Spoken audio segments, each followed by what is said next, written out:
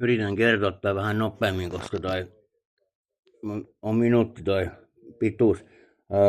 Katsoin nopeasti noita kissa-hiirivideoita ja oli tämmönen kuin kissa pierasi kolo ja hiiri tuli se tulos pyörtyi siihen pieruhajuun, mutta tuolla Korppos kaverin mökki oli semmoinen Myyräsaari, missä me oltiin aina välillä vähän myyrästämässä silleen ja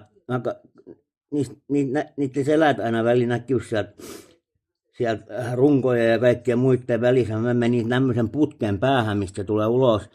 Ja kun se tuli ulos, mä huusin niin ruman ja kovan speed metal huudon, kun multa lähtee.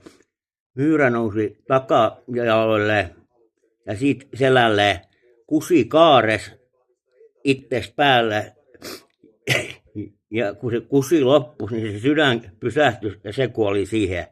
Don't try.